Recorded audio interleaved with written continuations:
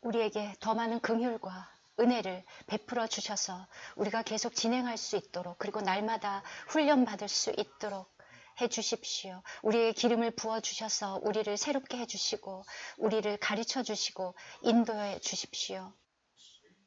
그리고 그리스도를 체험하는 이 부분이 더 강건해질 수 있도록, 그래서 날마다 이것을 실행할 수 있도록 실제로 우리의 마음을 엽니다. 우리는 당신으로부터 가르침을 받고 싶습니다. 우리는 정말로 변하고 싶습니다. 우리 당신과 함께 자라고 싶습니다. 어느 곳에 계시든지 이 모든 형제 자매들이 이 또 동일한 간증을 얻기를, 그리고 우리 가족들과 모두에게 이 모든 것들이, 이 예물이 실제로 드려져서 우리 주변 사람들을 이끌 수 있도록 우리는 이 교제를 당신께 드리고 우리의 눈을 열어주십시오. 우리에게 계시를 주셔서 이해할 수 있도록 해주십시오. 우리의 속사람을 강건하게 해주시옵소서. 간구합니다. 우리는 그 어린 양을 따릅니다. 어린 양이 어디로 가든지. 아멘. 모든 성도들을 축복해 주시옵소서. 아멘.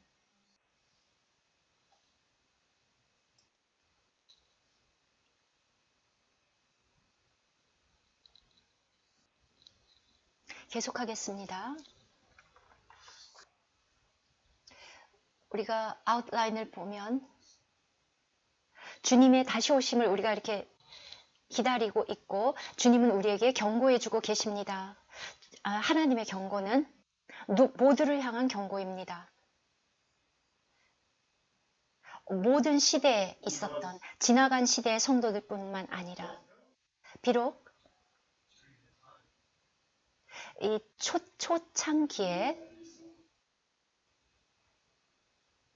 주님은 그분이 가서 오래 계셨다가 2000년 계실 거라는 것을 주님 자신은 아셨지만, 성도들은 2000년 후에 주님이 오신다는 걸 알면 아무도 준비하지 않았을 것입니다. 그래서 지금 70년, 80년을 이렇게 오래 살고, 그리고 또 요한도 가장 오래 살았습니다. 아마 90살. 그렇다면 90살 정도 산다고 생각해 봤을 때, 그래서 우리 기독교 역사상 어느 시대를 보든지 우리 모두가 다 언제나 준비되어야 했습니다. 왜냐하면 우리가 언제 떠날지 모르기 때문에. 또 우리가 우리의 삶을 이 땅에 살면서 측량할 수 없습니다. 미리 계산할 수 없습니다. 그리고 어느 시대든지 간에 주님께서는 계속해서 그의 백성들을 계속 부르셨고 그와 함께 진행하도록 하셨습니다. 오늘날 우리의 시대에 주님은 우리가 첫 열매들이 되기를 바라십니다. 주님은 장성한 자들을 원하고 계십니다. 온전히 자란 장성한 자들. 우리는 지금 특별히 아주 특별한 그런 시대를 살고 있습니다. 대만이나 필리핀이나 미국이나 타이완이나 타일란드나 캐나다나 어느 곳에서든지 우리는 다 자유롭습니다. 아무도 우리를 억압하지 않습니다. 주님을 사랑하라고 강요하지 않습니다. 여러분의 머리에 총을 대고 그렇게 여러분에게 강제하지 않습니다. 아무도 여러분에게 기도하라고 강요하지도 않고 주님을 위해서 살라고 강요하지 않습니다. 여러분들은 영을 따라서 살고 걷는 것을 실행해야 합니다. 그렇게 주님이 다시 오심을 준비합니다. 우리 시대 때 주님은 이제 곧 오시는데 왕으로 첫 열매들을 위하여 오십니다. 계시록 14장에 보면은 추수, 제가 말씀드렸듯이 마태복음 주님이 초림하셨을 때 주님은 씨를 뿌리셨습니다. 마태복음 13장. 그런데 계시록 14장에 보면 이제는 씨를 뿌리는 것이 아니라 거두는 때입니다. 추수 때입니다.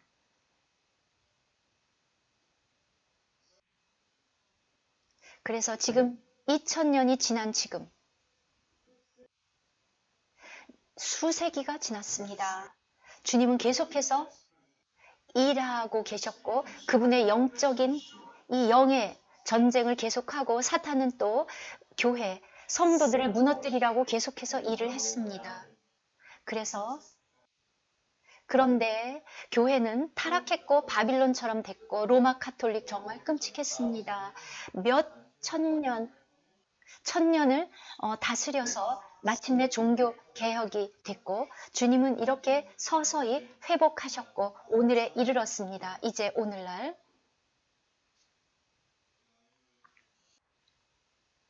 놀랄 일이 아닙니다. 우리에게 이렇게 많은 성경의 진리들을 보여주셨다는 것이 우리는 마지막 시대를 살고 있고 우리는 마지막 사람들입니다. 우리 시대에 주님은 추수를 하려고 하고 계시고 계시록 14장에 나온 것처럼 첫 열매들을 추수하고자 하십니다.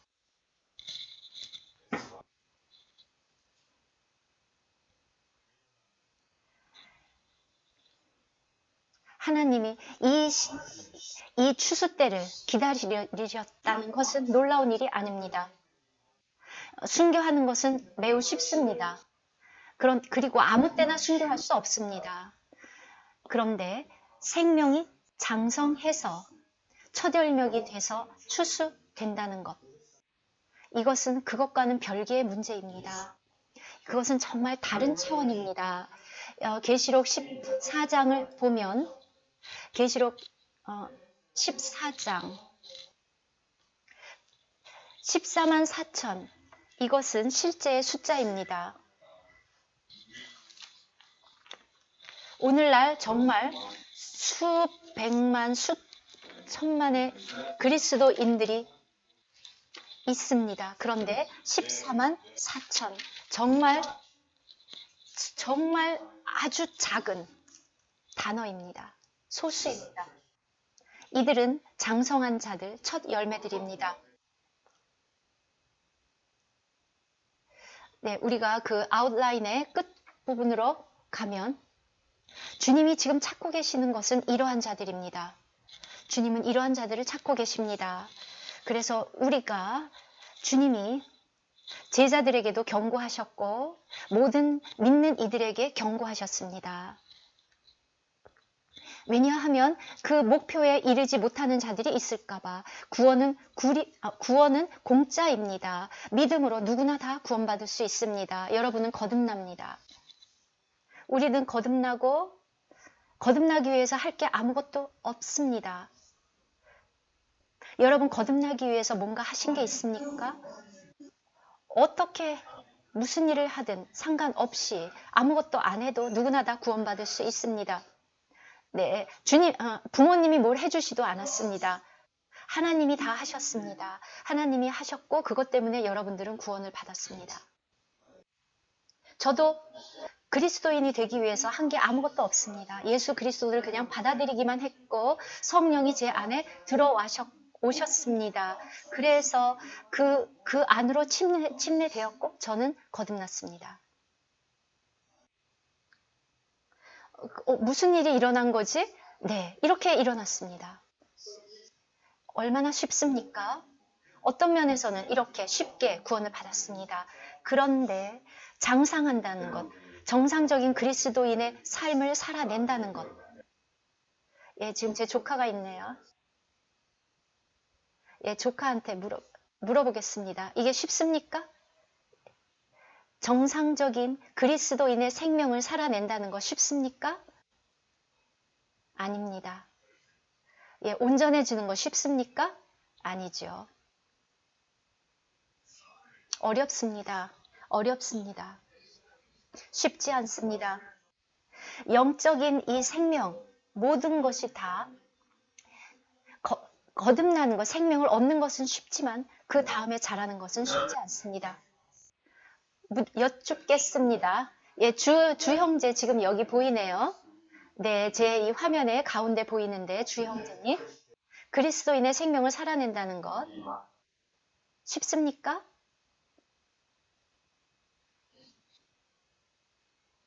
쉽지 않습니다. 쉽지 않습니다. 쉽지 않습니다. 우리는 육이 있고 자아가 있고 이 세상에 많은 것들이 있고 우리의 대적자들이 우리 원수가 우리 주변에 있으면서 우리를 유혹하고 우리의 믿음을 무너뜨리려고 하고 있고 우리를 다른 것에 산만하게 만들고 쉽지 않습니다. 전혀 쉽지 않습니다. 쉽다고 생각하지 마십시오. 주님의 재림을 위해서 준비된다는 거 쉽지 않습니다. 우리 그리스도인들 모두가 다 이것이 쉽지 않다는 것을 간증할 수 있습니다. 쉽지 않습니다. 이것은 전쟁입니다. 영적인 전쟁.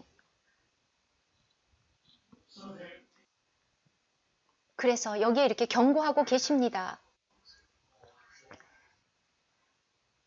주님께서 주셨던 이 모든 복음서에마다 다 경고가 있습니다. 모든 구절들을 보십시오. 여러분이 직접 다 읽어보십시오. 그 복음서들을 다 읽어보면 여러 번 주님께서 제자들에게 깨어 기도하라. 그의 제자들도 주님이 그분과 함께 계셨음에도 불구하고 쉽지 않았습니다. 그래서 우리 모두도 오늘날 준비해야 합니다. 준비해야 합니다. 주님께서 깨어 있으라고 경고하셨습니다. 깨어 기도하라. 누구나 다 이 구절을 알고 있습니다.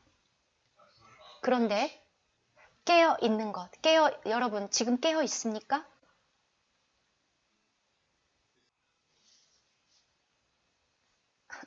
뉴스만 읽지 말고 깨어 있으십시오.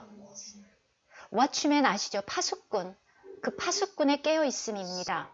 이 모든 여러 가지 문제들이 오늘날 우리 주변에 일어나고 있는데 대적이 어떻게 쳐들어오고 있는지 주의를 기울여서 깨어 있는 것, 파수. 우리 모두가 다 우리 모두는 이 세상의 것들에 대해서 많이 깨어 있고 보고 있습니다. 저도 제 집을 이렇게 둘러보고 그러는데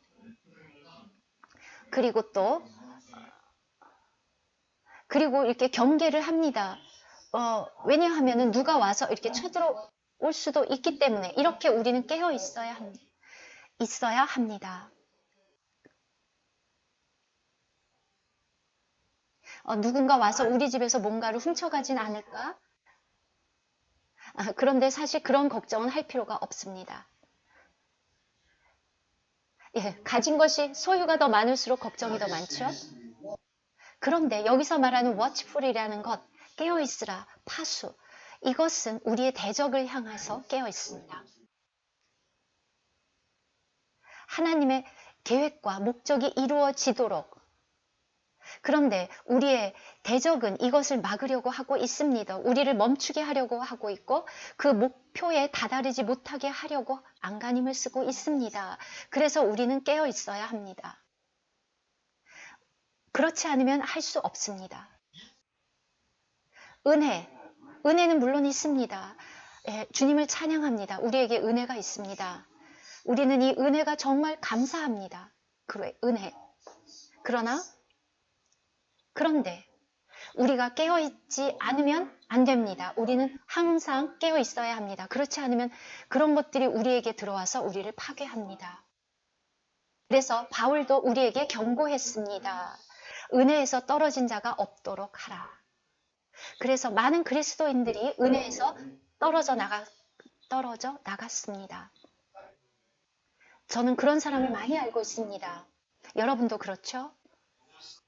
많은 속임이 있고 거짓 선지자들이 있고 거짓 교사들이 있고 우리를 옆으로 탈선하게 했습니다. 한국은 어떻습니까? 예, 여러분도 어떤 그 그룹에서 이상한 그룹에서 나왔죠? 정말 그런 것들이 너무나도 많기 때문에 우리는 깨어있고 파수해야 합니다. 그런데 이것은 매우 어렵습니다. 아주 처음부터 아담과 하와가 창조되었을 때부터 곧장 뱀이 있었고 그들을 속였고 생명나무에서 떠나서 잘못된 그 나무로부터 먹게 했고 죄가 들어갔습니다.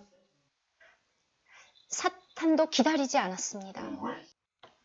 시간을 낭비하지 않았습니다. 어떤 시간도 사단도 놓치지 않습니다. 그리고 공격합니다. 그리고 아담은 타락했습니다. 그렇게 사단이 여러분을 향해서 우리를 향해서 그렇게 시간을 허비한다고 생각하십니까? 그렇지 않습니다. 우리가 깨어있지 않으면 파수하지 않으면 어렵습니다. 되지가 않습니다. 그래서 주님도 제자들에게 깨어 기도하라.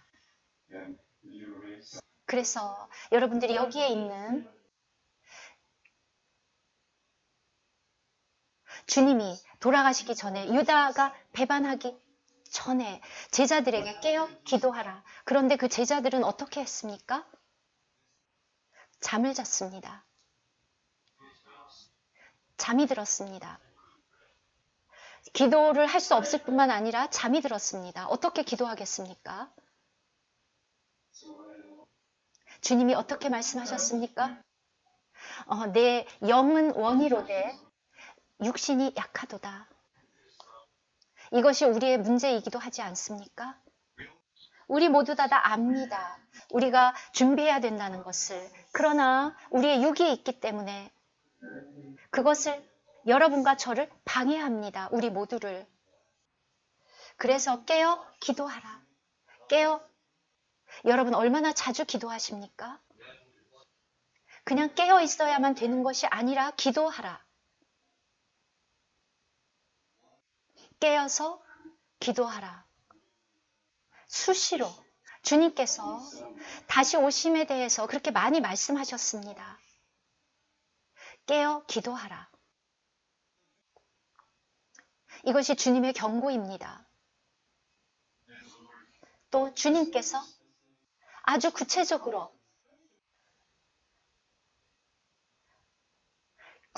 경고하셨습니다. 그리고 또 주님께서 말씀하셨습니다. 주인이 언제 올지 모르니까 깨어서 기다려라. 여러분들이 깨어 있을수록 그만큼 더 많이 기도합니다. 그리고 여러분의 영적인 생명을 그게 정상적으로 작동하도록 여러분이 주의를 기울입니다. 우리 모두가 다 우리는 모두 다 육체의 생명을 그렇게 중요하게 생각하고 거기에 주의를 기울이고 우리의 집, 이 모든 것들 그런 상황은 다 체크합니다. 그런데 그 직장 생활도 잘하고 사업도 잘 되도록 신경을 많이 씁니다. 이 모든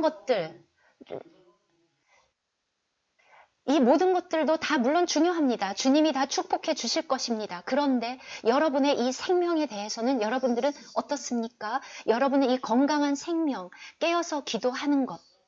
그래서 주님이 언제 오시는 것과 상관없이 제가 언제든지 주님께 갈 수 있기 때문에 우리는 우리의 생명을 그렇게 지켜야 합니다. 그런데 우리가 그렇지 않습니다. 이제 특히 일단 수동적으로 볼 때는 때가 아주 가까웠고 그래서 깨어 기도하는 것을 배웁시다. 아주 필수적입니다. 왜냐하면 때가 얼마 안 남았기 때문에 곧 오시기 때문에 4년 전에 우리는 제대로 준비되지 않았었습니다. 그리고 우리의 시간들을 허비했었습니다. 주님은 자비로우셔서 우리에게 많은 기회를 주시고 또 경고하고 또 기회를 주셨습니다. 더 많은 기회를 주셨습니다. 그런데 우리가 이것을 개의치 않으면 그러면 주님이 어떻게 하실 수 있겠습니까? 주님이 우리에게 내 하나님 만나기를 준비하라. 주님만 우리에게 경고하신 것이 아니라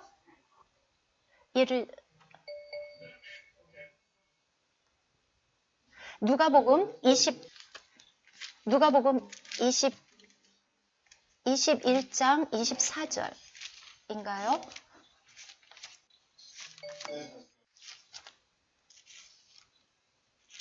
누가복음 21장 24절.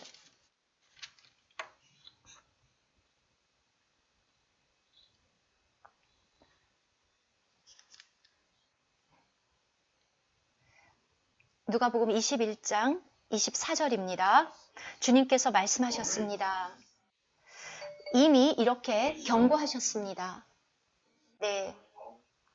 이스라엘과 또 성전에 대해서 또 예루살렘에 대해서 다 경고하셨습니다.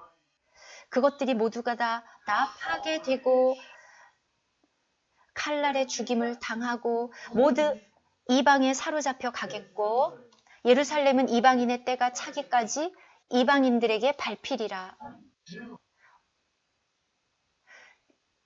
이방인의 때가 차기까지. 이것을 읽으면 여러분이 알 수 있습니다. 주님께서 아주 강하게 힌트를 주고 계십니다. 주님이 오실 때 어떠한지를. 주님께서는 이스라엘에게도 시간을 주셨습니다. 기회를 주셨었습니다. 그런데 그들이 우상을 섬기고 다른 어떤 나라들보다도 더 심하게, 그래서 하나님께서 그들을 포기하셨습니다. 그리고 이제 하나님께서 이 세상이, 이 열방들이, 이 열방 또는 이방의 나라들이 통치하게 하셨습니다. 그래서 다니엘 2장, 이방인의 때 바벨론부터 페르시아, 그리스, 로마 제국, 이 쭉 우리의 시대까지, 우리가 지금 살고 있는 민주주의 시대, 여러 나라들의 그 발가락, 진흙과 철이 뒤섞인 그 발, 많은 나라들, 오늘날 보면 너무나도 많은 나라들이 있습니다. 이제 문제는 뭐냐? 우리가 이때가 끝이라는 것을 어떻게 아느냐? 이방인의 때가 끝이라는 것을 어떻게 아는가? 첫 번째 징조는 1948년 이스라엘이 다시 재건된 것, 나라로. 왜냐하면 이스라엘이 팔레스타인에 재건되지 않으면 어떻게 예루살렘이 재건될 수 있습니까? 그래서 1948년에 이스라엘 나라가 재건되었습니다. 그러나 아직 이방인의 때가 다 차지는 않았습니다. 1967년에 아까 말씀드렸던 것처럼 예루살렘이 더 이상 이방인의 발에 밟히지 않고 예루살렘이 회복되었습니다. 유대인에게로. 그리고 미국 대통령에 의해서 마침내 예루살렘은 이스라엘의 영원한 수도로 선포되었습니다. 바로 이것도 굉장히 아주 분명한 지금 이방인의 때가 끝난다는 강력한 신호입니다. 그런데 이렇다고 해서 곧 주님이 오신다는 의미는 아닙니다. 1967년부터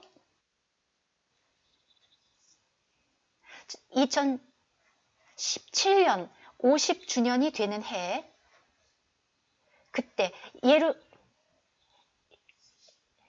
1967년부터 1948년부터 그렇게 되면은 70년 주년, 50주년, 이 모든 것들은 매우 의미가 있습니다. 의미 있는 숫자입니다. 성경에서 50년 그리고 70년 70년 포로에서 돌아오지 않았습니까? 그것처럼 70번째 건국 기념, 이것은 매우 중요합니다. 그래서 우리 이 모든 것을 보면서 우리가 알아야 되는 것은 바로 이 이방인의 끝이 가까이 왔다는 것을 우리가 알게 됩니다. 그래서 여러분들이 정말 알 수 있는 것은 주님이 우리에게 이렇게 강력한 사인을 주셨다. 징조를 주셨다. 물론 언제 평화조약이 체결되는지 다수와 체결되는 것 아무도 모릅니다. 될 때까지는. 그런데 우리는 이러한 많은 그 힌트들이 주어지고 있다는 것을 알 수 있습니다.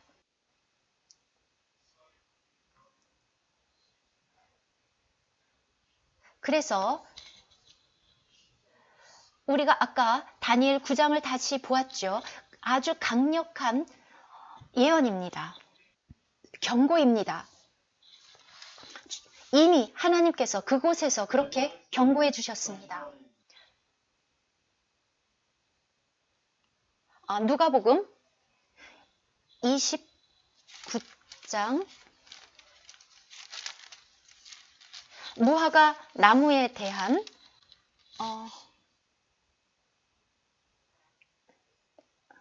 바로 이 무화과 나무는 이스라엘을 말합니다.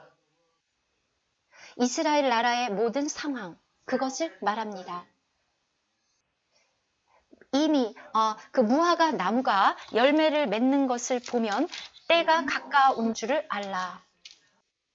여러분들이 이 모든 것들이 일어나는 것을 보면 오늘날 많은 일들이 일어나고 있는데 그냥 29절이네요. 때가 가까워 온 줄을 알라. 21장 29절 싹이 나면 이 모든 것들이 일어나고 있습니다. 주님이 말씀하신 두 가지 중요한 예언이 있는데 첫 번째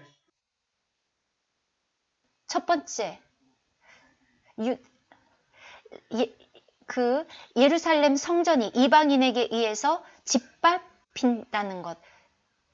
그때 주님이 이 땅에 계셨을 때 그때 이 모든 것들이 31절 이와 같이 너희가 이런 일이 일어나는 것을 보거든. 그리고 주님이 돌아가신 후에 40년도 되기 전에 AD 70년에 로마에 의해서 완전히 예루살렘이 초토화되었습니다. 바로 그 세대가 지나기 전에 예루살렘이 완전히 짓밟혔고 그리고 이스라엘이라는 나라가 사라졌습니다. 그런데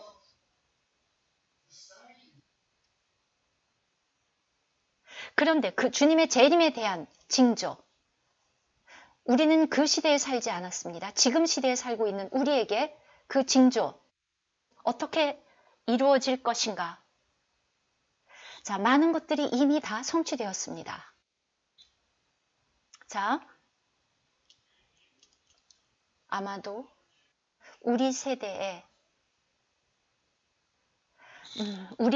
지나기 전에 이 일들이 일어날지 모르겠습니다. 이 세대가 지나가기 전에 모든 일이 다 이루어지리라. 천지는 없어지겠으나 내 말은 없어지지 아니하리라. 여러분 마음에서 무엇을 소중히 생각하고 계십니까? 여러분의 내적으로 어떤 인식을 갖고 계십니까? 여러분 뭘 위해서 살고 계십니까? 아직도 많은 것들을 잡고 계시고 놓지 못하고 계십니까? 여러분의 마음은 어디에 있습니까? 하나님의 계획에 있습니까? 서로 사랑하라. 주님의 성도를 그런 것에 마음이 있습니까? 이건 매우 중요합니다. 우리 모두에게. 내 말은 하나도 없어지지 아니하리라. 이것이 경고입니다. 주의해라. 너희는 스스로 조심하라. 34절.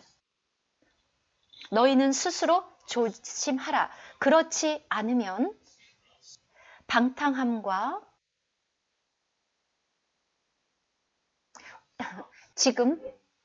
지금 이렇게 전염병 상황이라서 마들 돌아다니면서 이렇게 세상적인 일을 하고 술 취하고 이러지 못하고 있긴 하지만 어쨌거나 그날이 이렇게 하면 뜻밖의 그날이 덫과 같이 너희에게 임하리라. 자, 이렇게 우리에게 경고하고 계십니까? 주님, 덫과 같이. 그래서 35절, 이날은 온 지구상에 거하는 모든 사람에게 임하리라. 여러분이 어디 계시든지, 네, 광저우에 그런 일이 없으리라고 생각하지 마십시오. 대만이나 필리핀도, 캐나다도, 파운틴밸리도 어느 곳에 덫과 같이 이렇게 여러분의 가정에, 여러분의 사업에, 여러분의 직장에, 여러분이 가지고 있는 재산에, 모든 것에 다 덫과 같이 임한다고 주님이 우리에게 경고하고 계십니다. 여러분 자신은 느끼지 못할지도 모르지만 성도 여러분,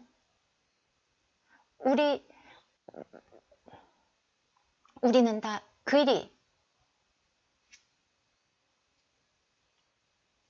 우리가 그것에 주의를 기울이지 않으면 이런 일이 일어나도 모릅니다. 그런데 주님은 우리에게 이렇게 경고하셨습니다. 술 취함과 생활의 염려로 마음이 둔하여지고 뜻밖의 그날이 덫과 같이 너희에게 임하리라. 그러므로 깨어 기도하라. 36절입니다. 항상 기도하며 깨어 있으라.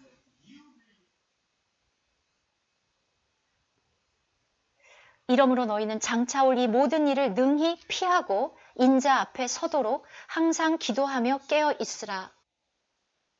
그냥 여기서 서 있으라는 건 그냥 서 있으라는 의미가 아니라 여기에서 stand라는 것은 그것을 대항한다. 이게 무슨 뜻입니까? 서 있는다는 것, 서 있다. 해냈다는 의미입니다.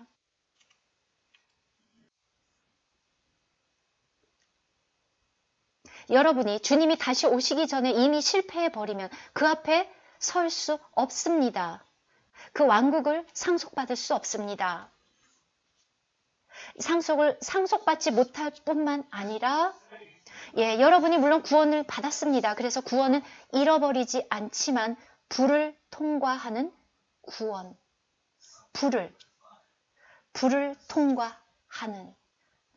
불을 통과합니다. 저는 그것을 어떻게 설명해야 될지 모르겠고 또 설명하고 싶지도 않습니다. 불을 통과하기를 원하지 않습니다. 불을 통과한다.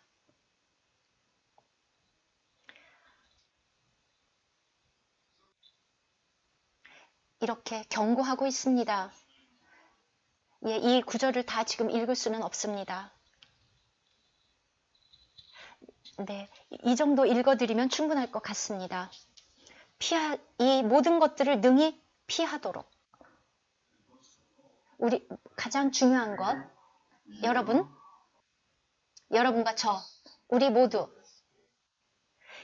이 하나님의 진노의 큰 날을 피하고 마지막 3년 반을 피하고 인자 앞에 설 수 있습니까?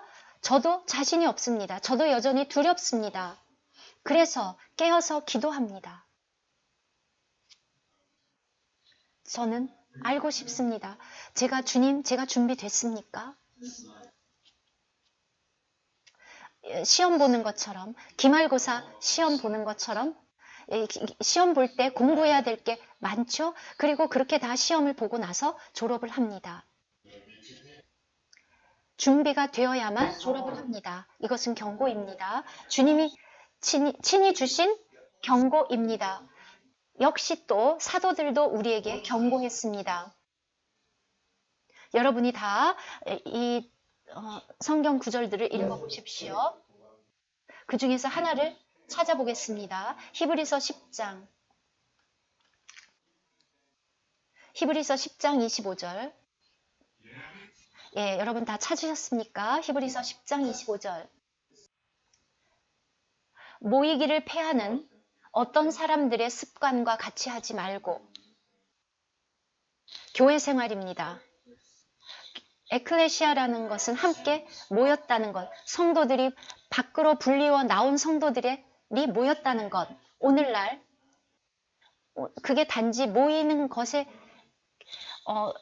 끝나는 것이 아니라 우리는 왕국을 위해서 서로가 필요합니다. 서로를 돌보는 것이 필요합니다. 서로를 격려하고, 다른 어떤 사람들의, 모이기를 패하는 어떤 사람들의 습관과 같이 하지 말라. 그래, 모이자. 이번에는 빼놓자. 우리는 계속 이렇게 이번 모임은 스킵하고 빼놓고 또 이렇게 미루고 생략하는데, 그러지 말아라. 모이기를 패하는 어떤 사람들의 습관과 같이 하지 말고 오직 권하여 그날이 가까움을 볼수록 더욱 그리하자. 그날이 가까움을 볼수록.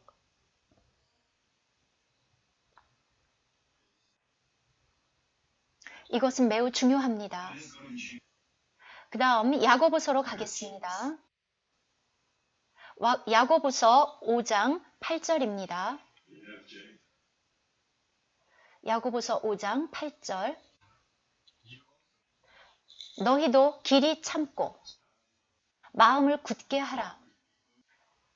주의 강림이 가까우니라.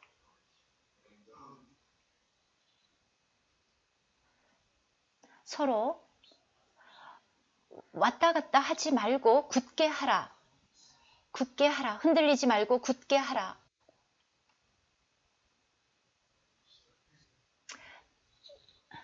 여러분이 사업을 시작했으면 그것을 굳게 해야 하지 않습니까? 이번 주 갔다가 그 다음 주에 피곤해 하지 말아야지. 그렇게 해서는 안 됩니다. 그렇게 마음을 굳게 하라. 길이 참아라. 마음을 굳게 하라. 주의 강림이 가까우니라. 그때에도 지금 야고보가 쓸 그들은 이런 인식을 그 마음에 갖고 있었습니다. 우리가 다 주님 앞에 가면은 다 똑같겠죠.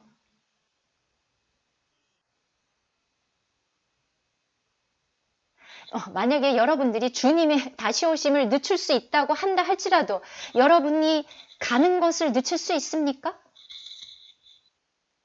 반드시 우리는 주님을 만날 수밖에 없습니다. 준비되어야 합니다. 바로 그것이 요점입니다.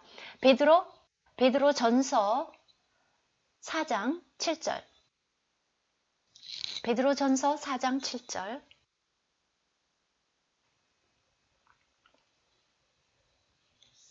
베드로가 말했습니다. 그 당시에 이미 베드로는 이렇게 느끼고 있었습니다. 바로 이것이 그들의 태도였고 우리도 그래야 합니다. 만물의 마지막이 가까웠으니. 저는 오늘 특히 이 구절을 여러분에게 말씀드릴 수 있습니다. 가까웠으니. 그러므로 지금 우리가 보는 모든 상황이 더욱 그렇지 않습니까? 100%는 아니지만 90%. 요한 형제 90%? 네, 잘 모르겠지만 어쨌거나 만물의 마지막이, 모든 것의 마지막이 가까웠으니 그러므로 너희는 정신을 차리고 근신하여 기도하라. 여러분 무엇을 위해서 기도하십니까? 뭘 위해서 기도하십니까? 우리 마음속에 진짜 많은 부담들이 있습니다.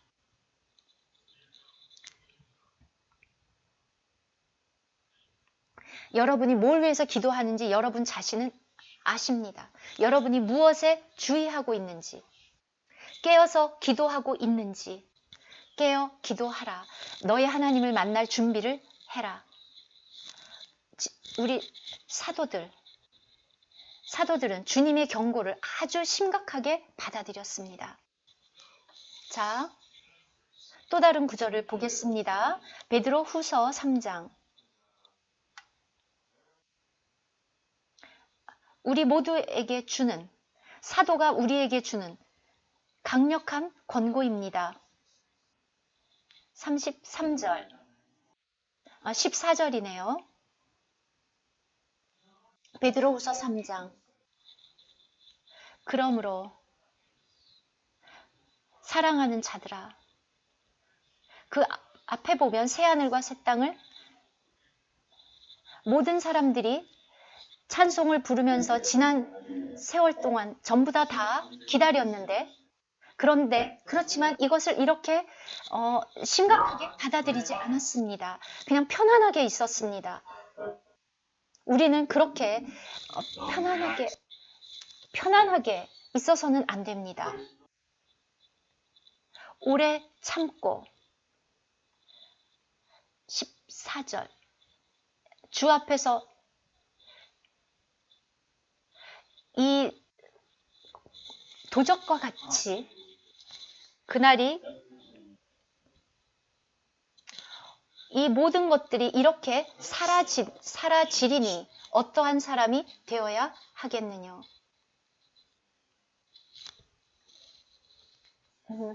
그러므로 이 모든 것들이 이렇게 풀어지리니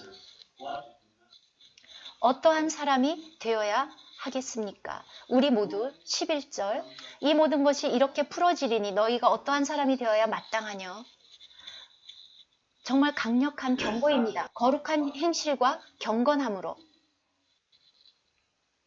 우리의 모든 행실이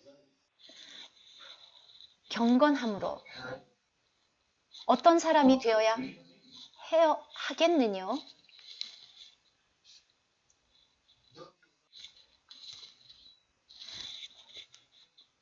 다른 사람들을 회방하지 말고 격려하고 도와주고 서로를, 우리는 이렇게 서로가 필요합니다.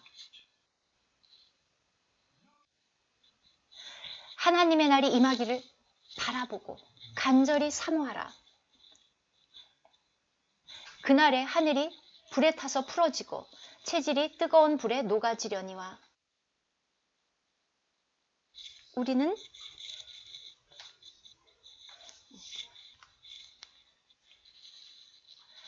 그의 이 모든 것들이 이렇게 사라지려니. 그래서 더 이상 아무것도 없어집니다.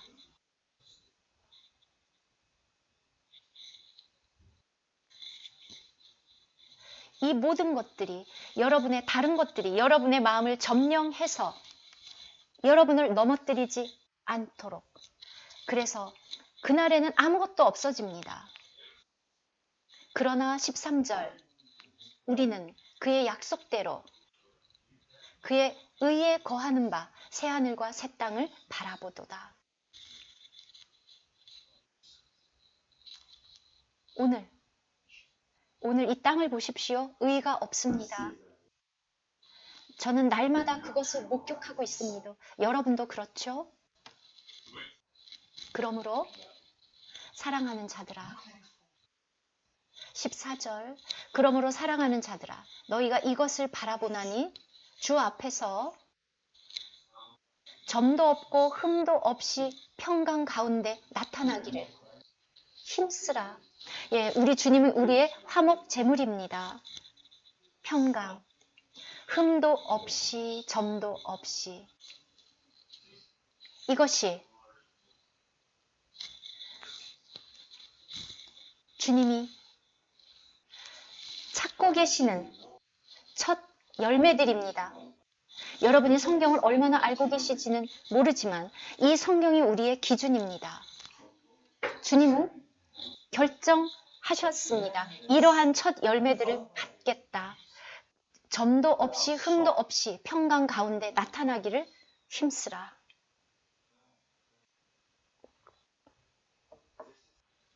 이것은 경고입니다. 물론 여러분 열처녀의 비유는 모두 다 알고 계시죠? 그래서 우리 모두가 다 준비되어야 합니다. 이렇게 오랫동안 이렇게 주님의 다시 오심이 지체되고 시간이 오래 지나서, 그러나 여러분이 깨달아야 할 것은 그리스도인들,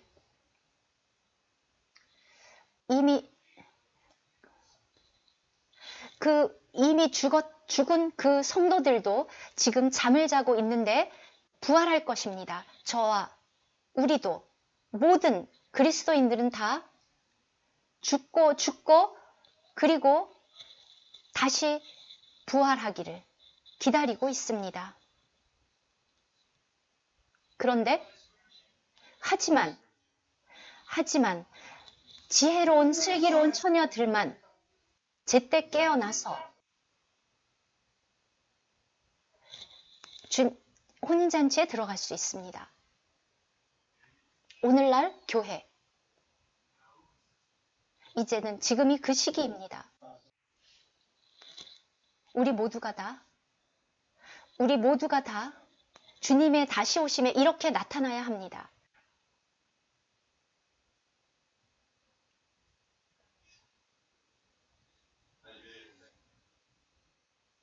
제가 드릴 수 있는 간증, 2주 전에 제가 드린 예물이기도 한데요. 제가 마가복음 9장 1장을 기도하면서 먹었습니다. 또 저희에게 이르시되 내가 진실로 너희에게 이르노니 여기 있는 사람 중에 죽기 전에 하나님의 나라가 권능으로 임하는 것을 볼 자들도 있느니라. 저는 그때 그것을 읽고 먹고 주님이 제 마음을 강하게 만졌고, 저는 이 시대에 살고 있는데 죽음을 맛보지 않고 바로 내 눈으로 당신이 다시 오는 것을 보고 싶습니다. 첫 열매를. 어떻습니까? 아니면은 그 어리석은 처녀들처럼 그냥 계속 잠을 자고 싶습니까? 우리 모두 우리는 주님이 다시 오심을 볼 수 있는 기회가 있습니다. 계시록 1장, 모든 눈이 그를 보겠고, 살아야 보지 않겠습니까? 모든 눈이 보겠고, 믿지 않는 자들은 볼 수 없습니다. 그런데 자고 있는 그리스도인들 말고 여기서 살아있는 그 그리스도인들, 그들이 볼 수 있습니다. 볼 수 있을 뿐만 아니라 들려 올라갑니다. 그렇죠? 저는 주님께 말씀드렸습니다. 저도 그들 중에 한 사람이 되고 싶고 그렇게 주님 앞에 서고 싶습니다. 여러분도 주님께 그렇게 말씀드려야 하지 않겠습니까? 우리에겐 이렇게 놀라운 죽음을 맛보지 않을 수 있는 그 기회가 있습니다. 그러니 여러분 다 건강하십시오.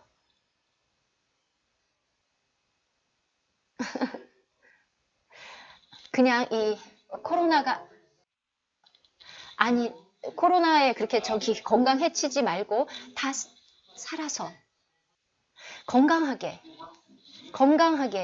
계십시오. 그래서 서로 화평하십시오. 서로 격려하십시오. 아멘.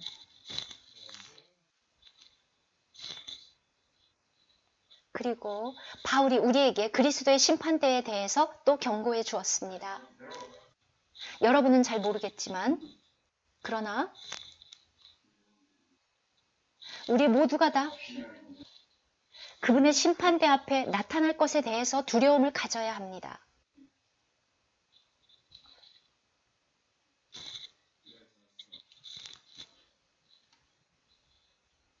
로마서 14장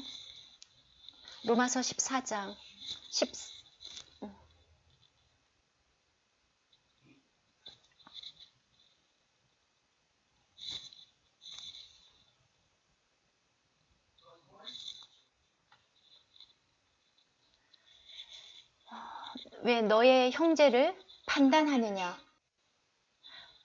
왜 형제를 업신여기느냐? 어떻게 돼야 되겠습니까? 제가 50년 이상 그리스도인으로 살면서 요한 형제처럼 그렇게 아직 이제 어리지 않습니다. 제가 깨달은 것은 누구도 그 누구보다 더 낫지 않다. 우린 모두는 똑같습니다. 우리는 다 옛사람, 아담에게서 왔고 똑같은 육신이 있습니다. 우리 모두가 다 결함이 있습니다. 우리 모두 다 서로가 다 문제가 있습니다. 어떤 사람은 성경을 조금 더 알 수 있지만 그렇다고 해서 다른 사람을 판단할 수 없습니다. 여러분의 체험이 서로 다를 수 있지만 그렇다고 해서 다른 사람을 판단할 수 없습니다. 누가 가진 누구의 영적인 생명이 더 낫다고 누가 압니까? 아무도 알 수 없습니다. 나를 심판할 분은 주님이십니다. 우리는 서로에 대해서는 알 수 없습니다. 그래서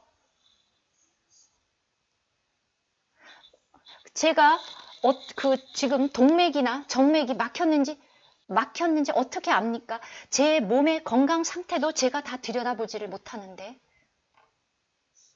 그렇게 어찌하여 내 형제를 판단하느냐? 어찌하여 내 형제를 업신여기느냐? 우리가 다 하나님의 심판대 앞에 서리라. 14장 10절. 우리 모두 하나님의 근데 원래 여기 영어 성경에는 그리스도의 심판대입니다. 그리스도의 심판대 앞에 서리라. 서로 판단해서는 안 됩니다. 이것은 정말 어려운 교훈입니다.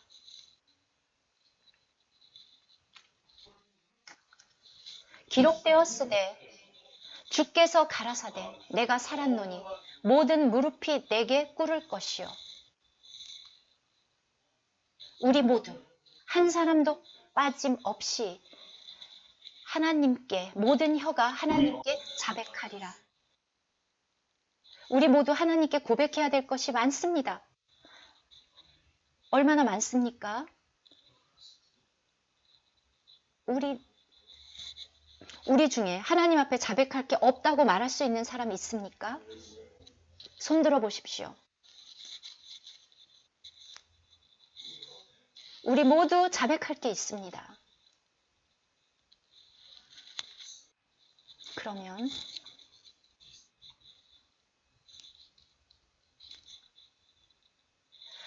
바울이 이사야 45장 24절을 이렇게 인용했는데 이렇게 이 성경을 이해했다는 것이 정말 저는 늘 놀랍습니다. 저는 그런 인식이 부족합니다. 모든 혀가 하나님께 자백하리라. 저는 찰리 형제를 판단할 수 없습니다. 찰리를 걸려 넘어지게 할 수 없습니다.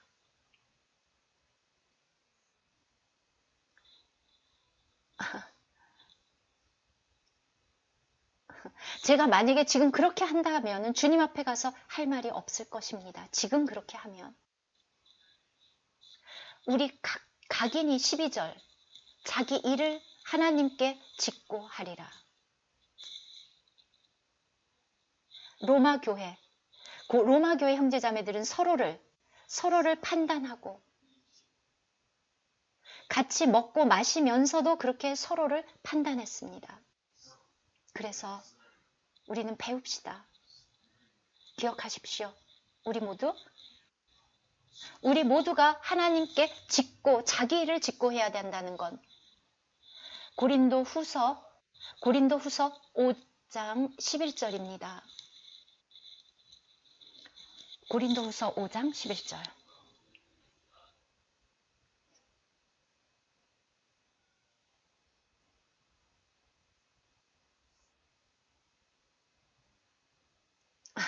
지금 이 화면에는 영어와 따갈로그어가 같이 보이네요. 그러므로 우리가 주의 두려우심을 알므로 바울은 이렇게 말했습니다. 사람을 권하노니 우리가 하나님 앞에 알리워졌고 또 여러분이 무엇을 하든지 주님의 다시 오심 어떻게 하나님을 기쁘게 할 수 있는가? 어린 양이 어디로 인도하든지 따라가는 자들인데 왜 바울이 여기에 우리라고 썼습니까? 우리가 주의 두려우심을 알므로 자기를 포함시켰습니다. 우리 모두가 다 하나님 앞에 나타나야 합니다. 저도 그렇고 저 자신의 문제를 먼저 돌아보는 것이 당연합니다. 하나님의 그리스도의 심판대 앞에 우리 모두가 다 우리가 몸으로 어떤 일을 했든지 간에 우리가 몸으로 행한 모든 것을 따라 다 받습니다. 우리 모두가 각자가 10절 각자가 우리가 다 반드시 그리스도의 심판대 앞에 드러나 각각 선악간에 그 몸으로 행한 것을 따라 받으려 함이라. 선악간에 정말 구체적인 말씀 아닙니까? 그래서 11절에 우리가 주의 사랑을 알므로 라고 되어 있습니까? 아니죠. 어떻게 되어 있습니까? 두려움, 두려움 정말 그렇게 써 있습니까? 여러분 테러리스트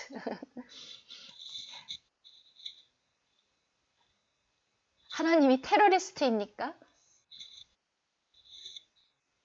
하나님에게 숨겨진 어떤 테러가 있습니다. 심판.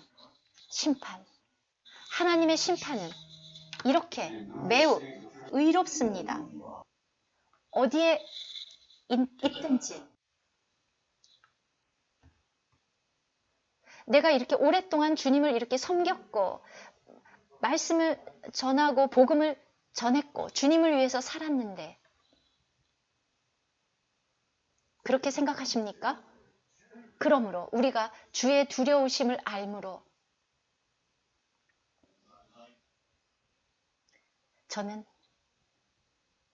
이 구절이 좋습니다. 사람을 권하노니 우리가 하나님 앞에 알리워졌고 모두가 다 또 너희의 양심에도 알리워졌기를 바라노라. 오늘 우리는 회개해야 됩니다. 신약 시대에 과거의 성도들 뿐만 아니라 히브리서 8장부터 10장 보면 주님은 우리의 죄와 허물을 더 이상 기억하지 않는다. 물론 좋습니다. 그런데 여러분의 개념을, 자, 우리가 repent, 회개한다는 것은 바꾼다는 것입니다. 새 길을, 과거에 있었던 그 길이 아니라 성령이 우리를 이끄시는 그 길을 따라가고 부지런하게 계속해서 주님이 다시 오실 그때까지 그 길을 계속해서 갑니다. 그래서 흠도 점도 없이 평강 가운데 그리스도의 날에 나타나기를 힘쓰노라, 그 말씀처럼. 아멘. 그리고 변화됩니다. 지금 주님이 우리에게 주신 시간 동안 하나님께도 알리워졌고, 그래서 서로의 양심을 돌보십시오. 너희의 양심에도, 교회에 있는 형제 자매들은 너무 소중합니다. 이것은 경고입니다. 주님의 경고. 우리를 준비시키는, 왜 이 말씀을 합니까?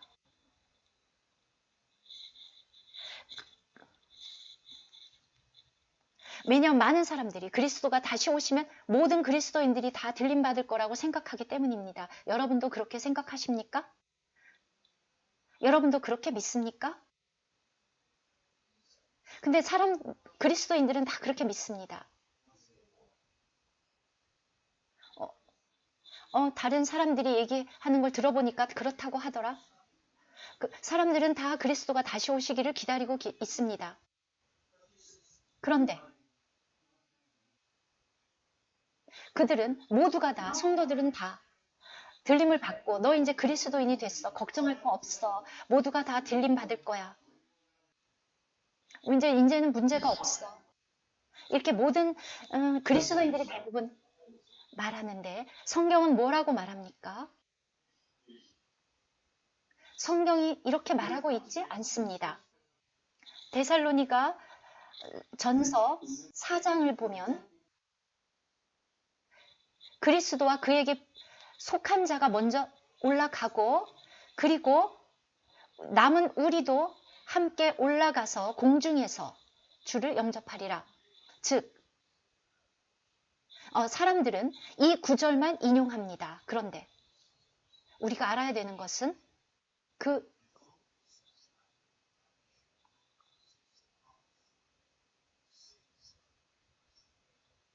그때 그 구절을 쓸 때, 그 구절에서 바울이 얘기하는 것은 그 당시 데살로니가 교회 형제 자매들이 그들의 그 가족들 중에서 먼저 죽은 사람들 때문에 슬퍼하고 있었고, 그들을 위로하기 위해서 우리가 다 주님 앞에 들림을 받을 거라는 것을 쓴 것이고, 그 세부적인 것 얘기하지 않았습니다.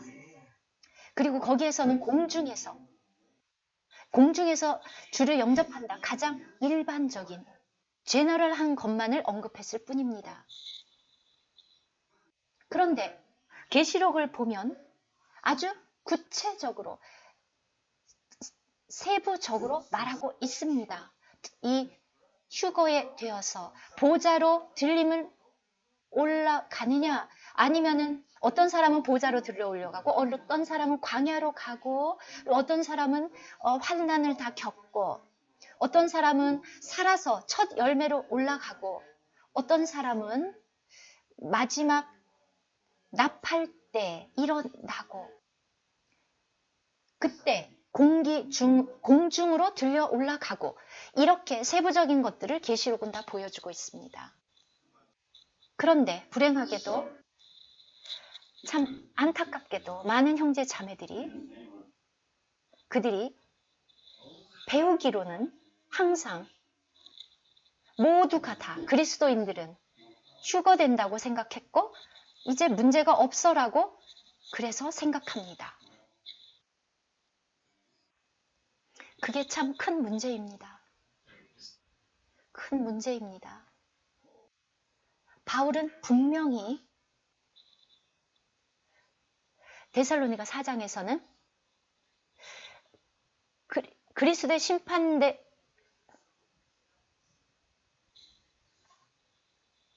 데살로니가전서 4장에서는 아직 그리스도의 심판대를 말하지 않았습니다. 아직은 그때까지 그것이 그의 부담이 아니었기 때문에. 그런데 이제 5장으로 가면 자, 그리스도의 심판대를 말하고 있는데 언제 어디서 이 그리스도의 심판대가 있습니까? 보좌 앞에 있습니까? 아닙니다. 아닙니다. 그래서 우리가 계시록을 자세히 마지막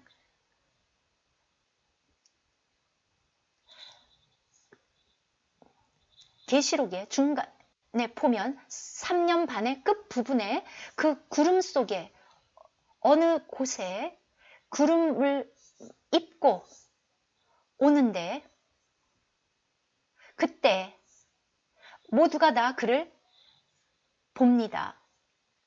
그런데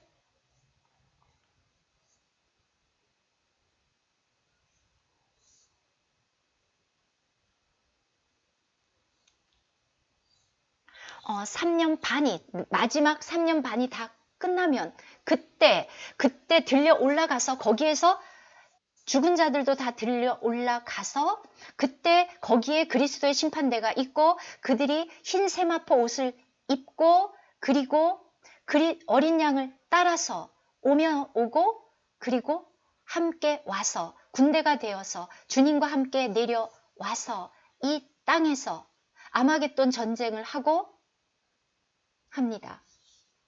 이것이 우리 주님이 다시 오실 때 이 휴거의 세부적인 사항을 포함한 그림입니다. 데살로니가 전서 4장만 아셔야 되는 것이 아닙니다. 데살로니가 4장만 다시 말씀드리지만 데살로니가 4장은 그때 자기의 사랑하는 자들이 죽어서 울고 있었던 그 형제 자매들을 위로하기 위해서 한 말씀입니다. 그래서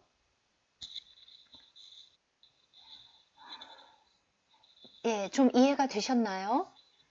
이제 좀 이해가 되셨습니까?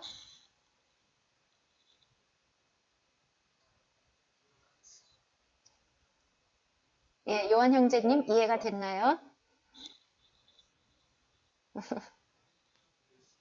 네, 잘 이해가 되었다니 기쁩니다. 자, 이것을 왜냐하면 많은 그리스도인들이 여전히 우리는 다 들림받을 거야, 괜찮을 거야 이렇게 생각하기 때문에 다시 이것을 강조했습니다.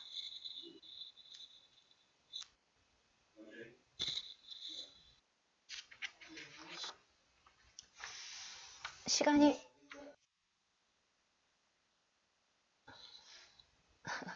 스케줄 상에는 한국 시간으로는 4시로 되어 있지만 뭐 괜찮습니다.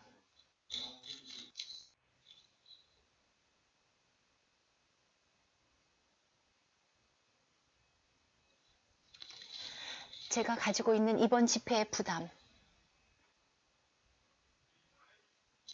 피곤하신가요?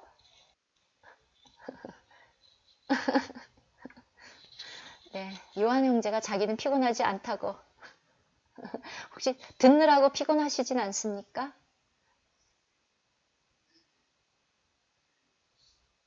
자,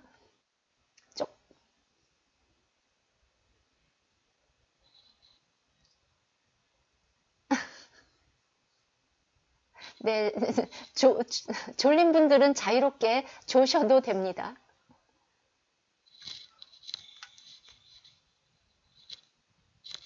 이제 여러분이 저에게 어떻게 이 주님의 재림에 준비되어야 하냐고 묻는다면 주저함 없이 우리가 준비되어야 한다는 것을 하나님을 만날 준비를 하라. 주님이 곧 오시는데 토비가 들어왔네요.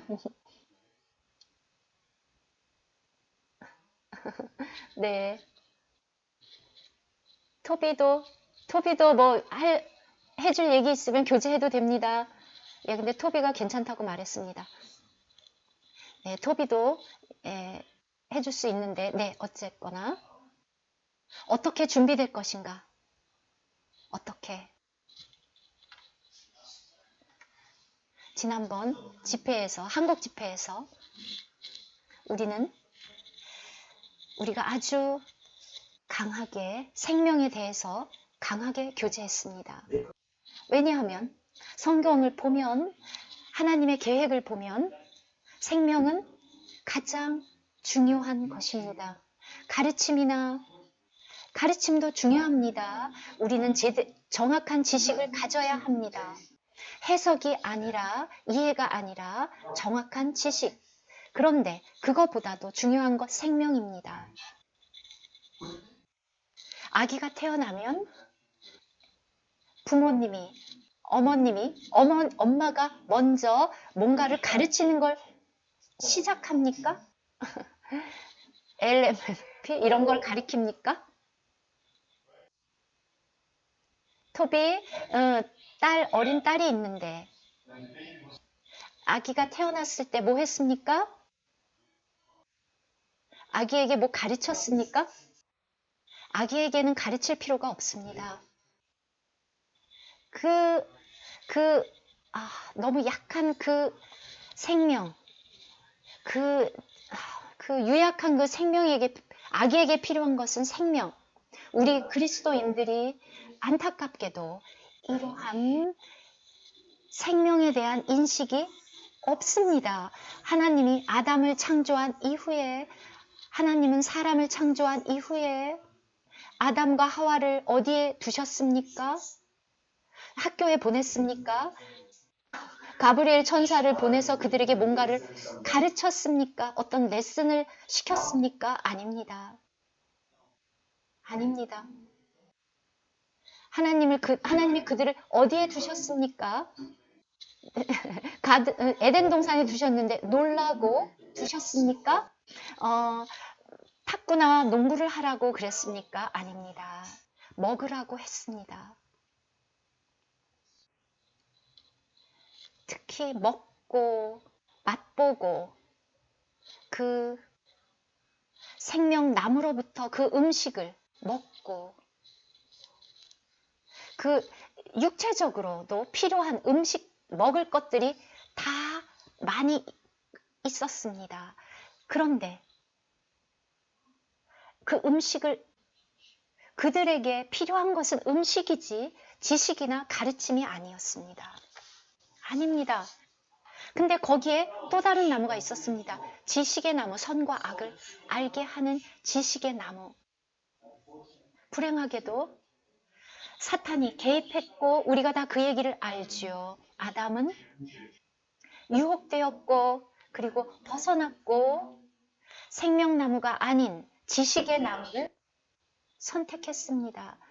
그렇게 오늘도 많은 그리스도인들이 생명을 원하지 않고 지식을, 가르침을, 그래서 주님께서 오셨을 때 유대인들이 주님이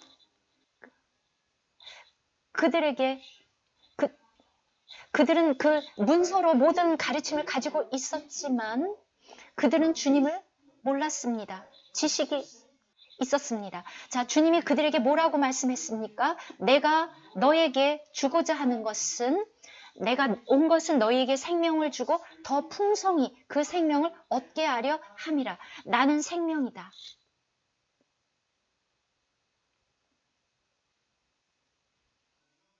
아무도 그런데 듣지 않았습니다. 예, 상상이 되십니까? 그 명절 마지막 날 그들이 어떻게 외쳤습니까? 자, 주님이 뭐라고 말씀하셨습니까? 지식에 목마른 자는 오라고 했습니까? 지식에 목마른 자가 아닙니다.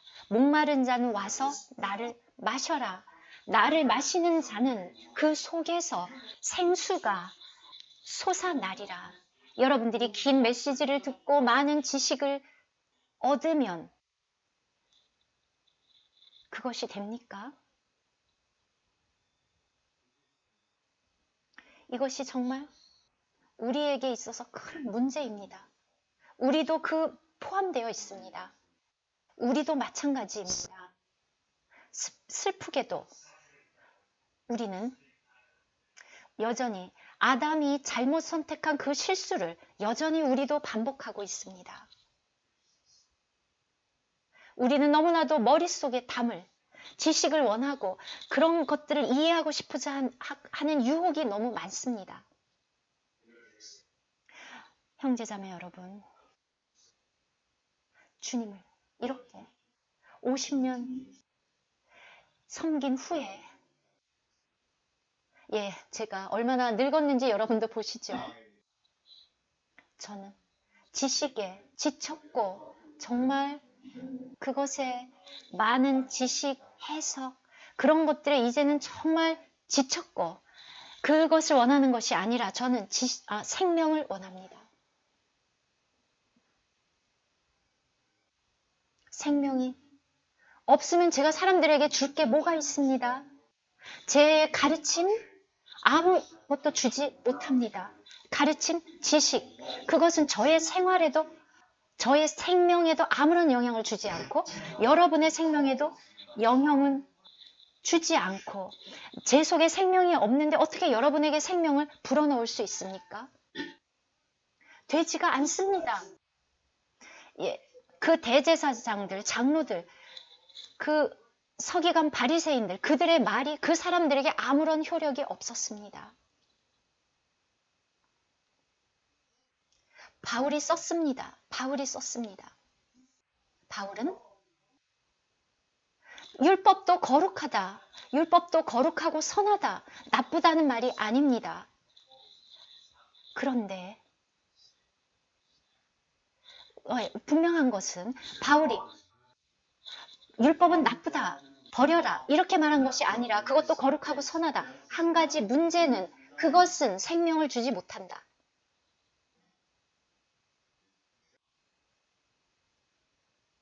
무엇을 해야 되는지 하지 말아야 되는지는 알려주지만 생명을 주지는 못한다. 교리는 좋습니다. 그런데 죽어 있습니다. 생명이 없습니다. 그래서 그것이 아무런 도움을 주지 못합니다. 도와주지 못할 뿐만 아니라 그것이 여러분을 오히려 정죄할 수도 있습니다.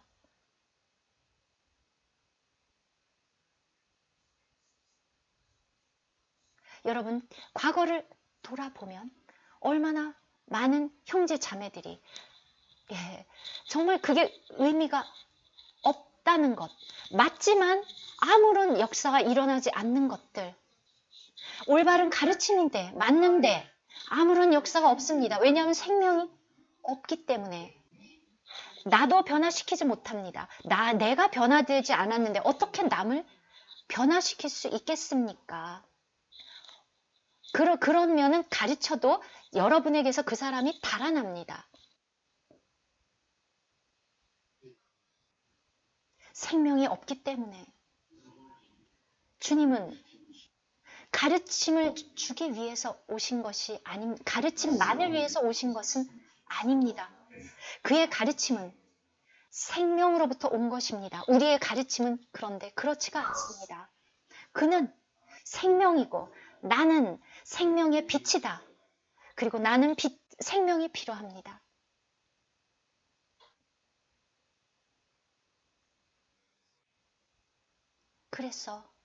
그래서 많은 교회 생활이 다 무너지는 것은 바로 이 때문입니다. 우리가 그렇게 많이 전했는데 성경도 가르쳤고 그렇게 옳은 말들을 계속 가르쳤는데 그런데 생명이 없었기 때문에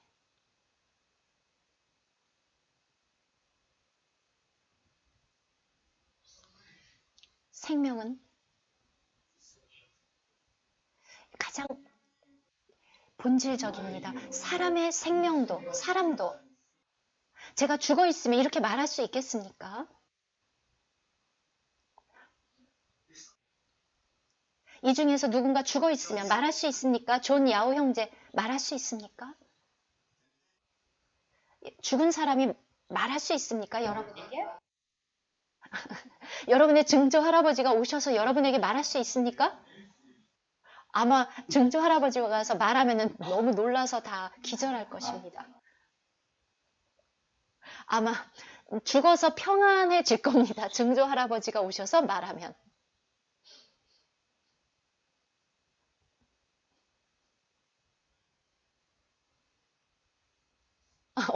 심장마비가 오면 제가 가서 증조 할아버지랑 말할 수 있겠죠. 죽은 사람. 생명이 떠나면 모든 것도 떠납니다. 생명. 고리. 그래서 제가 한국 성도들에게도 말했습니다. 사람도 생명이 끝나면 이 육체도 다 끝나는 것처럼. 그래서 살아있을 때 죽으면 아무것도 여러분 가져갈 수 없습니다. 여러분 이 세상에 있는 것들, 그런 것들, 그렇게 은행에 들어있는 잔고, 여러분이 소유한 그 모든 것들을 가지고 하나님을 만날 준비를 할 수 있습니까? 사람들이 다 그렇습니다. 한번 제가 말씀드렸던 것처럼 40몇 년 전에 그때 그가 젊었었습니다. 그는 MIT의 교수, 정말 아주 재능이 있는 정말 수상 경력도 많은 사람이었습니다. 그게 나쁘다는 것은 아닙니다. 어쨌거나 짧게 말씀드리면 그가 이제 죽게 되었습니다.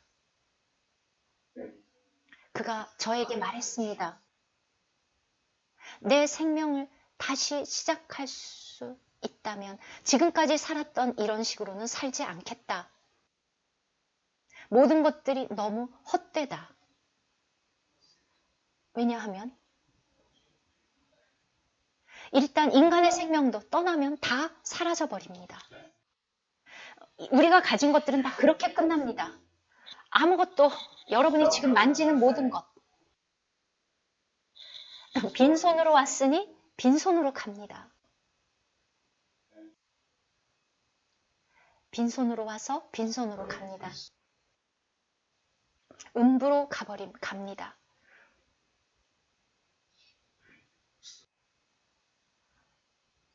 형제자매 여러분,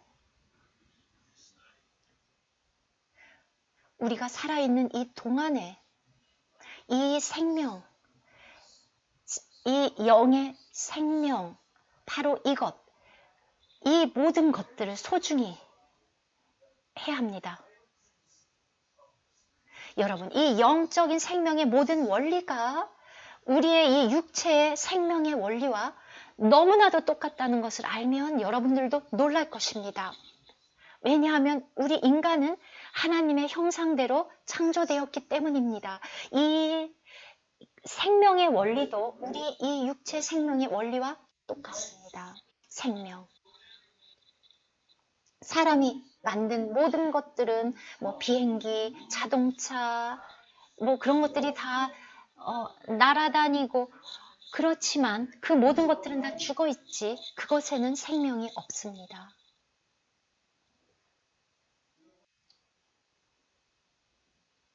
여러분들이 소중히 여기는 것은 무엇입니까?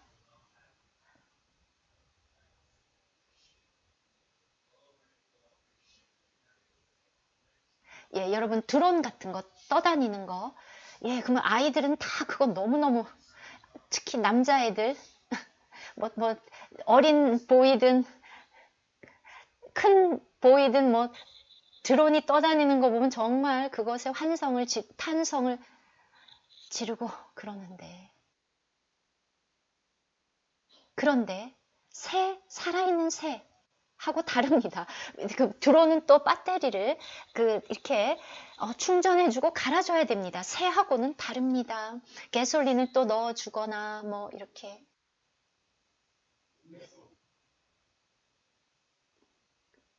그러나 새는 새들이 날아다니는 것을 보십시오. 솟아올랐다가 내려왔다가 그렇게 하지 않습니까? 어느 게 더 낫습니까? 요한, 어느 게 더 낫습니까?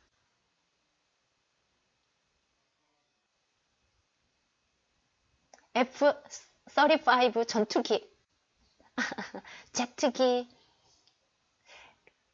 그렇게 빠르고 강력하고 폭탄을 갖다가 터뜨려서 많은 사람을 죽이고, 그런데 새 중에 폭탄을 장착하고 다니는 새는 본 적이 없습니다.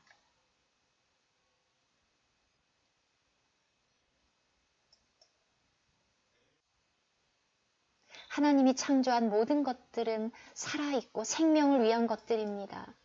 살아있습니다. 그래서 우리가 살고 있는 이 지구가 이렇게, 이 행성이 이렇게 멋지지 않습니까? 생명으로 가득 차 있습니다. 화성이나 달은 제가 잘 모르지만 저는 이 지구가 좋습니다. 네, 달에 가고 싶지 않습니다. 생명으로 가득 찬 유일한 행성, 지구.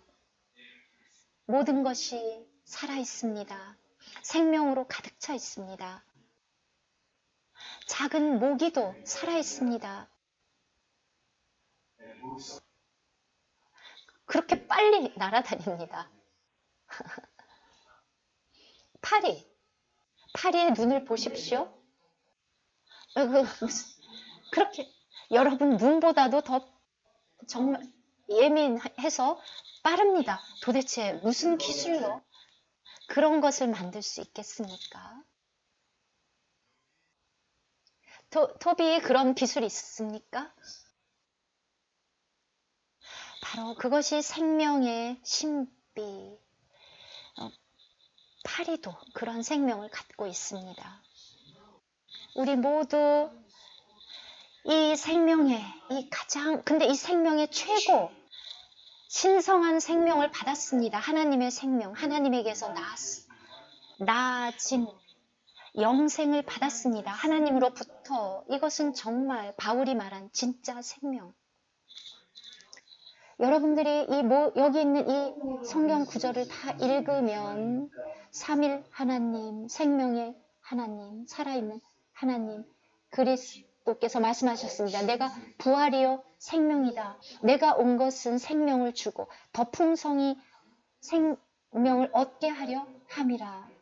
성령, 이 성령은 생명의 영입니다. 생명의 주님, 우리에게 이 생명이 우리를 죄와 사망의 법에서 우리를 해방합니다. 교리가 우리를 해방하지 않습니다. 어떤 가르침도 우리를 해방하지 못합니다. 오직 생명만이 우리를 해방합니다. 우리가 이 생명을 소중히 여겨야 합니다. 우리가 이게 없으면 아무것도 없습니다. 신학 이론, 많은 책을 읽을 수도 있고 많은 가르침을 받을 수도 있고 해석도 할 수 있지만 성경의 지식도 가질 수 있지만 생명이 없으면 아무것도 아닙니다. 사람의 생명과도 똑같습니다. 돈이 아무리 많아도 좋은 집이 있어도 차가 10대 있어도 뭐가 있든지 간에 여러분이 생명이 없으면 모든 것은 다 끝나버립니다. 아무것도 남지 않습니다. 자, 생명이 그 어느 것보다도 중요하다. 여러분이 가진 그 어느 것보다도 소중하다.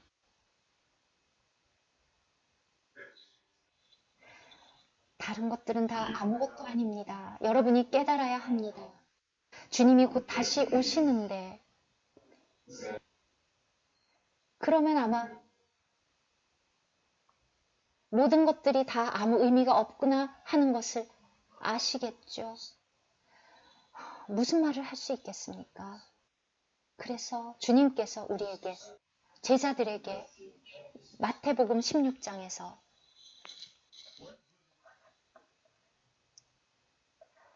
선지자들 뭐라고 말했습니까? 온 세상을 다 가진다 해도 사탄이 예수님에게 말했습니다. 이 모든 세상의 영광을 다 주겠다. 주님이 뭐라고 말했습니까? 온 세상을 다 얻어도 내 목숨을 잃으면 무슨 소용이 있냐? 무엇으로 내 목숨을 바꾸겠느냐? 아무것도 소울, 우리의 이 존재보다 더 중요한 것은 없습니다. 여러분, 모든 것을 내려놓는 법을 배우십시오. 아무것도 하지 말라는 것이 아닙니다. 그 아무것도 여러분의 마음을 점령하지 못하게 하십시오. 주님을 위한 마음에서. 그렇지 않으면 모든 것을 잃어버립니다. 여러분이 그게 모든 것을 잃는 것처럼 보이지 않을지 모르지만 아무것도 남지 않습니다. 주님이 우리의 관념을 바꾸어 주시기를, 우리의 관념이 바뀌어야 합니다. 이 생명을 소중히 여기십시오. 하나님이 성경의 아주 처음부터 마지막 계시록까지, 바로 그 마지막 장까지 새 예루살렘, 하나님은 오직 두 가지만 갖고 계십니다. 그 놀라운 하늘의 그 도성을 유지하는 것, 생명나무, 생명의 강, 그 생명수, 이 두 가지가 그 도시를 유지합니다. 여러분이 구원을 받았으면 여러분의 이름은 생명책에 기록이 되었는데 그 생명책에 여러분이 남아있지 않으면 계시록 22장에 나와 있는 것처럼 그곳에 들어갈 수 없습니다. 왜냐하면 누가 불못에 갑니까? 그들이 나쁜 짓을 많이 했기 때문입니까? 아닙니다. 그들의 이름이 생명책에 있지 않았기 때문에 불못에 던져집니다. 그것이 성경이 말하는 것입니다.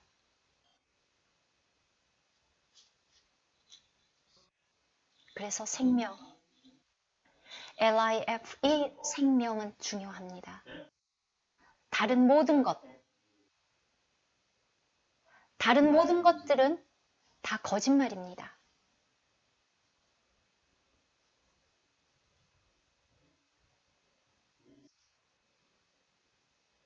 우리는 이 소중한 생명을 지켜야 합니다. 그래서 성경을 자세히 상고하고 살펴보고 그런다 할지라도 그랬는데 예수님도 말씀하셨습니다. 성경에서 영생을 얻는 줄 생각하고 성경을 상고하거니와 너희가 그 영원한 생명을 얻기 위해서 내게로 오지 않는다. 그 진짜 생명을 얻기 위해서 우리는 그리스도인으로서 이 놀라운 생명을 소중히 여겨야 합니다.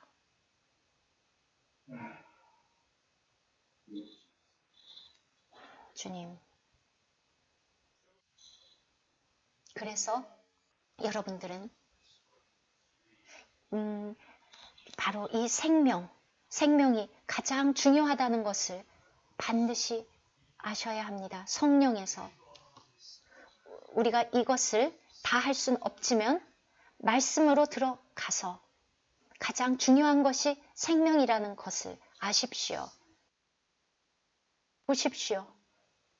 그냥 우리의 인간의 생명과도 똑같기 때문에 여러분들이 잘 보십시오. 바로 그렇게 아무것도 생명보다 더 중요한 것은 없습니다.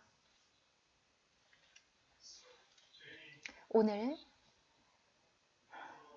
주님께서 우리 모두를 도우시기를, 그의 생명으로 우리를 가득 채우기를. 이 생명은 가장 중요한 것입니다. 요한복음에서 또 요한 서신서에서 내일 우리는 4번, 개요에 있는 4번으로 가겠습니다. 주님을 찬양합니다. 생명을 선택하십시오. 마지막 구절 보면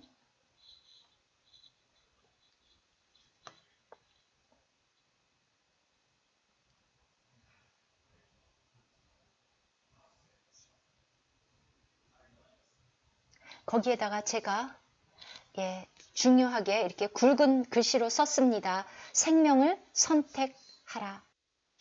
생명을 선택하라. 창세기 2장 8절 9절 다 아시죠?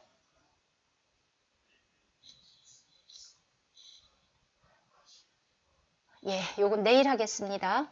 그러니 여러분들 근데 하지만 신명기 30장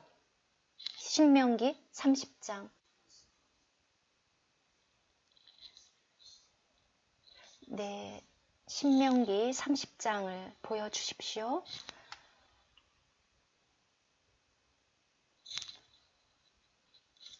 11절입니다. 신명기 30장 11절 제가 읽겠습니다. 내가 오늘날 네게 명한 이 명령은 네게 어려운 것도 아니요 먼 것도 아니라 하늘에 있는 것이 아니니 내가 이르기를 누가 우리를 위하여 하늘에 올라가서 그 명령을 우리에게로 가지고 와서 우리에게 들려 행하게 할고 할 것이 아니요 이것이 바다 밖에 있는 것이 아니니 내가 이르기를 누가 우리를 위하여 바다를 건너가서 그 명령을 우리에게로 가지고 와서 우리에게 들려 행하게 할고 이것을 베드로가 로마서 10장에서 똑같이 인용했습니다.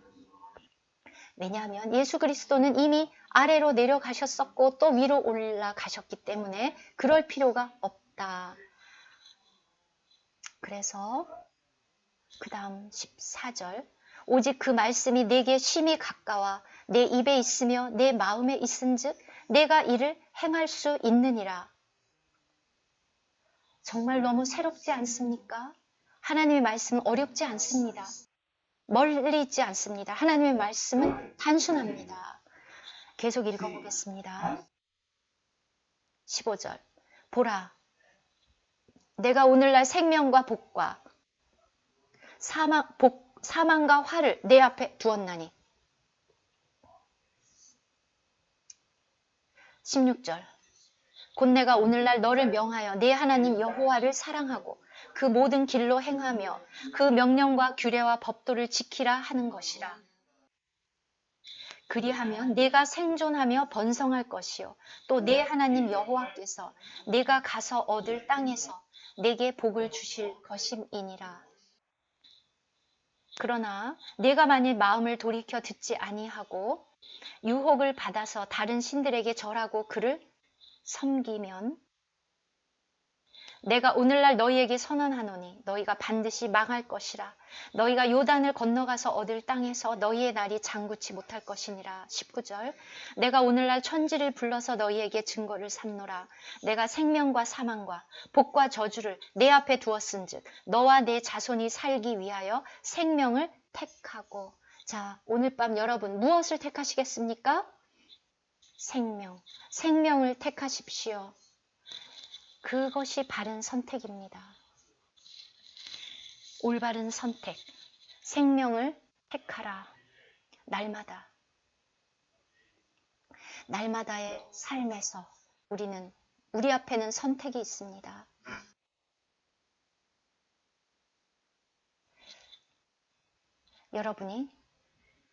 여러분 모두 그리스도를 믿는 것을 선택했습니다. 그래서 거듭났습니다. 이제 그 이후로 날마다 생명을 선택합니다. 믿음을 선택합니다. 사망 또는 생명. 여러분 선, 악. 우리는 생명을 선택해야 합니다. 한 번 선택하고 끝이 아닙니다. 이 선택은 날마다, 우리는 날마다 선택해야 합니다. 어떤 상황이 여러분에게 닥치면 여러분 말씀하십시오. 나는 생명을 선택합니다. 나는 생명을 선택합니다. 가족과 함께 있든 어디에 있든 직장에 있든 교회 생활을 하든 어디에 있든 여러분들은 언제나 선택해야 합니다. 잘못된 선택을 하지 마십시오. 생명을 선택하십시오. 생명은 살아계신 하나님 자체입니다. 생명은 하나님, 예수 그리스도는 생명이고 부활입니다. 성령, 그분은 성령입니다. 우리 속에 그 성령, 그 생명이 우리에게 들어왔고 그 살아있는 말씀이 우리에게 있습니다. 생명의 말씀입니다. 그러므로 여러분 생명을 선택하십시오. 아멘.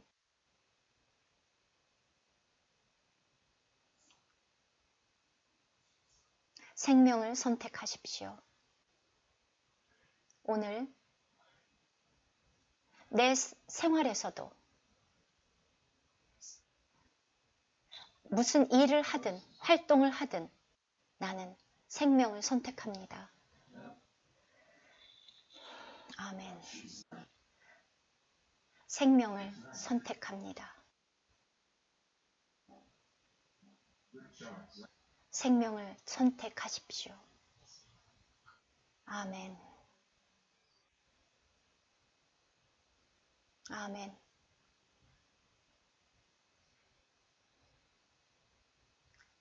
예, 이제 형제 자매님들,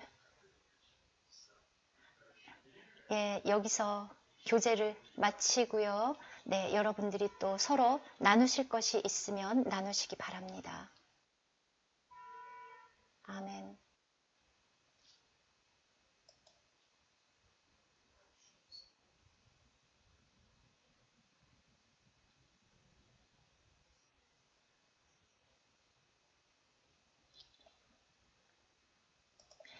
기도하시겠습니다.